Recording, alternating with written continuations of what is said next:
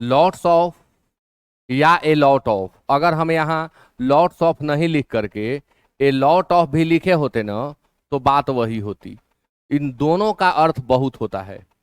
A lot of या lots of, दोनों का अर्थ क्या होता है? बहुत।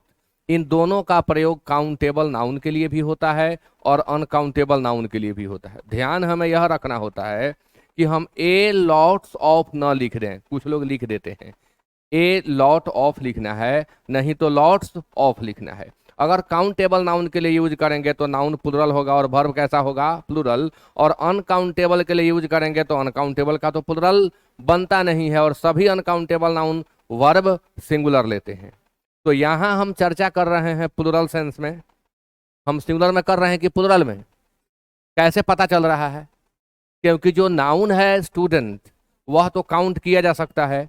तो जब काउंटेबल नाउन हमने यहाँ रखा तो भ्रम में मत पड़िएगा। बहुत सारे बच्चे यह सोच बैठते हैं कि ए लगा है तो सिंगुलर हो जाएगा, इसीलिए मैं पहले बोल गया हूं ए लगने से मतलब नहीं है। ए लॉट ऑफ यानी बहुत, लॉट्स ऑफ यानी बहुत, दोनों ही स्थिति में नाउन प्लुरल होता है। तो हमें क्या लिखना होगा? Lots of students. अगर हम ए लॉट ऑफ भी लिखते तो लिखते ए लॉट ऑफ स्टूडेंट्स, और इज नहीं लिखेंगे, क्या लिखेंगे? Are absent today.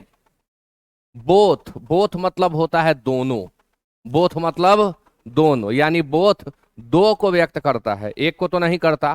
तो जब यह दो को व्यक्त करता है तो क्या क्वेश्चन लिखना सही है? वर नॉट वेयर,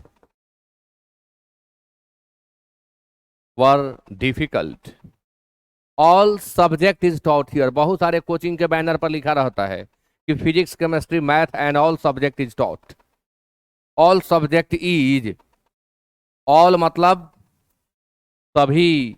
तो जब सभी यानी मोर देन वन तो हमें लिखना होगा ऑल सब्जेक्ट्स आर, टोटल उतार दीजिए जो भी है।